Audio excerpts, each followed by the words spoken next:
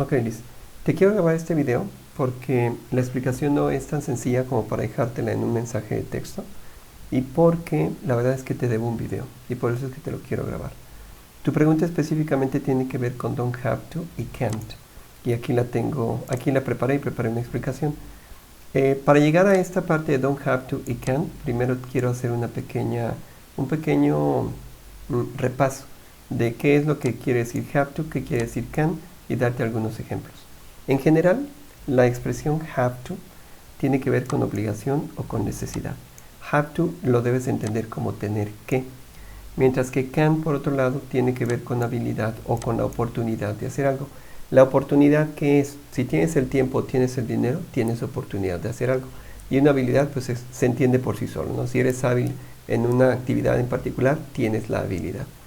Te doy dos ejemplos. El primero dice, I have to go, it's late. Quiere decir, me tengo que ir porque ya es tarde. Esto habla una de dos. O una obligación, porque a lo mejor alguien me espera y a esta hora ya debiera estar donde me están esperando. O una necesidad. A lo mejor a esta hora el transporte ya es escaso y I have to go. Me tengo que ir. Por eso habla de una obligación o una necesidad y este es afirmativo. Mientras que can, el ejemplo que pongo aquí es I can take you home. Eso quiere decir yo te puedo llevar a casa.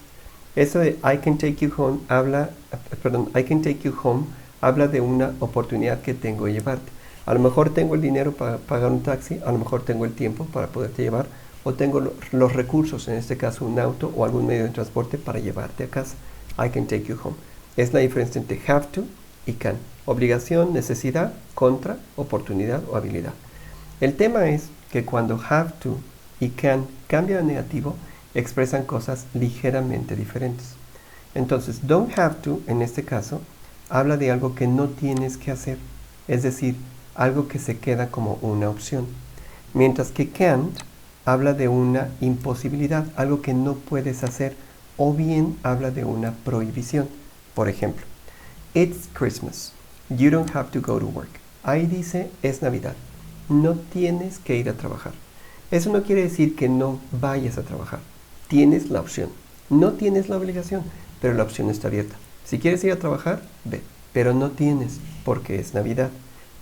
Así es como funciona have to en negativo. Te dice que no tienes que hacer algo, pero la opción depende de ti. Don't have to.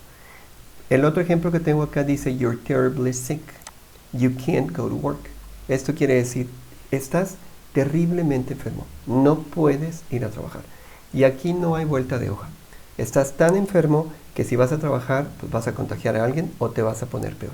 Entonces no puedes ir a trabajar. Esa es una prohibición, pero al mismo tiempo es una imposibilidad, porque a lo mejor estás tan enfermo que no vas a poder producir en tu trabajo. Entonces tienes la imposibilidad de hacerlo.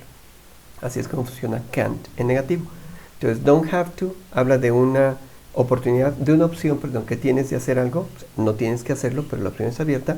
Y can't habla de una imposibilidad o de una prohibición. ¿Te das cuenta? En negativo cambian contra lo que decían en afirmativo. El cambio no es radical, pero esa es la diferencia que seguramente te está causando confusión. Ahora, no pierdas de vista lo siguiente, ¿ok? Have to no es un auxiliar, have to es una expresión. ¿Eso qué quiere decir? Que para que yo utilice have to en afirmativo, simplemente lo tengo que conjugar como conjugaría el verbo tener. ¿Eso qué quiere decir? Que con las personas I, you, we and they voy a decir have to. Esto en afirmativo. Mientras que en negativo, con las mismas personas, necesito el auxiliar don't. ¿Ok?